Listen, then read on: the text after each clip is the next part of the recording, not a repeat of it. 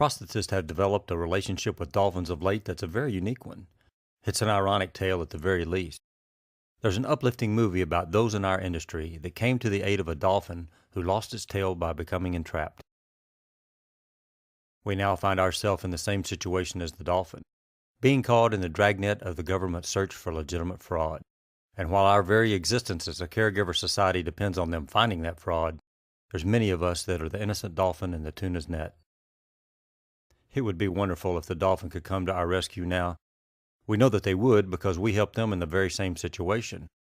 Not just in the movie, hundreds of millions of dollars are spent every year to protect them from this mindlessness. At this point, caregivers only have you to help us. Hi, my name is Raymond Fikes, and I'm a certified orthotist in private practice in Mesa, Arizona. I'm the father of 2 sons and the grandfather of 2 grandchildren. I served my country as a member of the Air Force, stationed at the National Security Agency in Washington, D.C., and I'm also an honorably discharged veteran from the last month of the Vietnam era. When I was younger, and I was in private practice in Texas in the 80s, I was fortunate enough to author the Texas Scoliosis Screening Bill and spearhead the lobby effort for it. We passed that bill at zero cost to the state of Texas, by the way, and it's still in place over 20 years later, protecting young children. What I learned from all of this is to say that I'm so-and-so and I represent X number of votes. But you and I both know that this won't be effective because our industry is just so small. And the lobby efforts of the physicians, hospitals, and insurance companies just dwarf ours. What I will tell you is that I'm working on something much more powerful. We're producing a documentary that uncovers the root of our problem, which is Medicare itself. What should concern you is that this documentary is starring and narrated by wounded amputee veterans from the Afghan and Iraqi conflicts. This is a group that everybody listens to, from the president down. The story that they will tell is how their government that they served and lost their limbs for is now attacking the very discipline that gave them their functionality back. They will be placing heavy emphasis on the unconstitutional aspects of the government's use of bounty hunters, called RAC auditors, who approach us with an unconstitutional presumption of guilt, and how we have to pay back money in question, and then we get to prove our innocence. The tactics that the RAC auditors use, we will show, are ex post facto, meaning the law after the deed. This means that Medicare is adjudicating now 5 years retroactively on policies that they just made or are 2 or 3 years old. I'm sure as a congressman you know that L codes are not just Medicare. Major insurance carriers in America also participate. The L code system is not a Medicare-only system. These insurance companies have a say in formulating and evaluating the L codes that we use and how we use them. And why is this important to this topic? Let's take a look at the heart of the real problem. Medicare is flawed and it's going broke. I can tell you in my clinic that income is down 60% over the last 6 years, and it's cost us 3 jobs. Insurance in the private sector, however, is the most profitable industry in the world. With Medicare, billing is done on an honor system. They expect you to know every policy that they've come up with or changed, and they make us guardians out of the referring physicians that are supposed to know everything. They can no more tell us anything about the process in orthotics and prosthetics than they can tell you how to manufacture the Valium that they prescribe. So there's no due diligence on Medicare's part or the referring physicians. RAC audits are always going to be inevitable unless you help us stop this madness. Private insurance, on the other hand, enjoy the most profitable industry in the world today. The fundamental difference to Medicare is that they have a force field of authorization barrier that they use to a fault sometimes. But at least this allows them to exercise their due diligence in examining claims that are presented and issue an authorization. Remember that these companies are the same companies most of the time that were involved in helping Medicare and CMS come up with the L code system and refine it. They should know it better than Medicare, but they don't. Why? In my opinion, they take a very lazy approach. They let Medicare do all the homework and policy setting, and rather than understand it, they demand huge discounts from us to be contracted with them. Some of these discounts can be in excess of 50% below Medicare. Man, that's wages. This also restricts the patient's access to the provider of their choice, and this is a major flaw in our medical system, as you know. But because they've exercised their due diligence and have issued an authorization after examining our L code for price and appropriate application, then on top of this process, they take their discounts. The legal opinion that I've paid for says that these RAC audits will be arguable. After I received this legal opinion, I was then supplied with this bombshell from my attorneys. Here, my attorneys are asking a question of Medicare regarding their power mobility device or powered wheelchair clients. It seems that Medicare has put this whole industry on prepayment review. The question to Medicare was a good enough question to post on their website. To paraphrase this, Medicare says that if a claim is pre-authorized, it is not subject to any further scrutiny, except for those issues about the claim that were not required during the authorization process, such as proof of delivery. Can it get any plainer than that? Here you have it in the federal government's own words. One small statement that will prove that Medicaid's RACs will be litigious and the liability should fall on the entity that gave the authorization, which is not the RACs, but the carriers that administered the Medicaid. It's ironic to the point of being humorous to me that Medicare's prepayment review is issued by them as a penalty and not a remedy. In my opinion, this is fodder for the Supreme Court. Medicare expects us to know their policies while their counterparts prove that they don't understand the system with every authorization that they give us to date. This says it all. Some would say that this isn't the battle that we're fighting now, Ray, but they're wrong because it speaks to the very heart of it. Why? This is a demand letter from CMS. It's written in shameful language, and I guess it should be because they've already convicted us at this point. It clearly says that we've received payment for services that we should have known that we are not entitled to. Really? Well, so should they. How can this government allow these RAC auditors to scrutinize us 5 years retroactively based on the premise that we should have known when the co-developers of the L-code system to this day don't know? If I haven't given you a headache by now, this should do it. Remember those private insurers that we talked about? Well, sometimes there's a secondary insurance. And what happens when Medicare is that secondary insurer? You guessed it, Medicare pays their portion of the claim as per the authorization. Medicare adopts the private insurance ignorance of the Medicare system itself. This has just reinforced our belief over the years that we've been billing things correctly. Just when they show us that they can't see the forest for the trees, we realize that they can't see the trees for the forest. We should have known. You be the judge.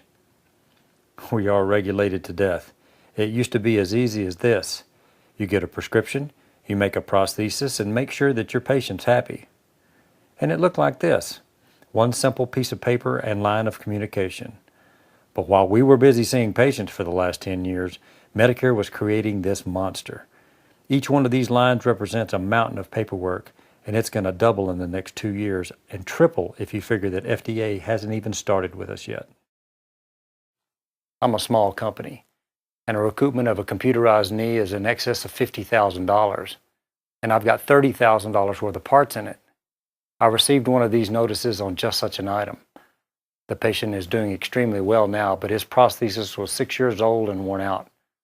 The doctor had already signed a short prescription and additionally a second very detailed prescription, so he was well aware of the patient's needs. The fact that he had already signed 2 prescriptions was irrelevant. And forget about asking how the patient was doing. You can see that. You've got 30 days to pay. But what about the RAC's intent and their care for the survival of the medical community? I think this says it all. These notices say you're guilty, you have 30 days to pay, and if you go bankrupt, it won't affect my commission one bit. Oh, and by the way, Congress has protected us from liability in bankrupting you because we were wrong. Of the cases that are brought to the administrative judge level, we're winning 72% of those cases. The American Hospital Association reports 75%. I should say, though, it's not correct that we say that the RACs are wrong because they're just following a protocol set by Medicare. But the process is wrong, and it averages a 72% error rate. These administrative law judges getting tougher is a certainty with the Zone Program Integrity Contractors, or ZPICs, being owned by Fortune 500 companies. They're paid differently than RAC auditors because they're not on a contingency. They're paid by contract to the tune of hundreds of millions of dollars. These are the guys that investigate fraud and abuse. Me representing a certain amount of votes shouldn't concern you as much as the response that we're going to get from your constituents when they see these war veterans that our industry has brought back to the world of functionality. Prepared with a $90,000 computerized leg. He does a similar job, but now inside the base. Seems to be how it is right now. It also seems Brendan Morocco didn't just survive, he thrived. Their story is going to be about high-tech devices and how they've been painstakingly innovated over the past 100 years, and at a cost of hundreds of millions of dollars to our field, and how we've given them their lives and limbs back. They're going to be champions for those amputees in this country now that can see this high technology and know that it's completely out of their reach. Medicare makes decent allowables and actually pays for these devices, but we as clinicians are terrified to fit them because Medicare can come back and recoup this money from us 5 years later, and the patient gets to keep the device. You talk about fraud by definition. Show me another industry in the world that has to do business under these rules. We have to extend uncollateralized credit with no guarantee of payment, a chance of recoupment with reverse collateral because we can't repossess the item if it's recouped, and we perform with no labor charge. An item can be recouped up to 5 years now. The whole procedure can be recouped for only one mistake in one area. But we can't rebill for the correct aspects of that claim because our timely filing window is 1 year. Their window is 5 years, and ours is 1. Is this America? I'm an honest man, but more importantly, I'm a healer. I've built Medicare in a third-party world the same way across the board for the last 25 years, and I've taken some criticism for it because I could have made a lot more money. But I chose to build them all the same and always have Medicare allowables as my reasonable and customary fee. So I just have one price list. That being said, here's your deduction. Medicare is going broke on these billings, while United Healthcare's CEO makes $160 million a year. It's sad, but you really don't need to go any further than this to see that the diagnosis is Medicare's flawed, and it's always been flawed. But to take Medicare's flaws to its two basic points that affect our industry, firstly, Medicare is the only entity in the third-party world that does not pre-authorize claims. Earlier this decade, $220 million worth of fraud in the DMEPOS world was uncovered in Florida alone. Not $1 of this fraud came from an orthotic and prosthetic facility, but rather organized crime. One of these claims reported 11 myoelectric arms billed to one patient at a cost of over $700,000 to Medicare. Medicare paid this claim, and the company closed up shop and moved to a different state. Do you think that anyone on this planet would have authorized 11 arms for one human being? After all, we only have 2. Or how about the doctor that billed for 900 patients in one day? I could go on all day about this issue, but let's go to the second fundamental flaw as it pertains to our field. We've got to make you see the importance in this point. Unbelievably, Medicare does not distinguish between the orthotic and prosthetic practitioners that are highly trained and educated from the durable medical equipment salesmen. Policies that govern the sale and/or return of a $45 cane that's being sold by a DME salesman in 15 minutes is the same policies as an $80,000 myoelectric arm that the practitioner has invested over $40,000 worth of parts into, up to $10,000 in fabrication cost, and has seen that patient on an ongoing basis for a year. Because they don't see the difference between us, all of the services for that year is considered to be part of the product. DME salesmen carry liability insurance, while we as orthotic and prosthetic clinicians must carry malpractice insurance, and our patients are scheduled for routine follow-up care. Simply put, Medicare doesn't know enough about us to govern us. This is evidenced by them using the same policies to govern these two items. No one is hurt when a $45 cane is recouped and the patient gets to keep it. But an $80,000 arm with $50,000 invested is a $130,000 loss. So if a physician prescribes this device, I have to risk my practice to fit it.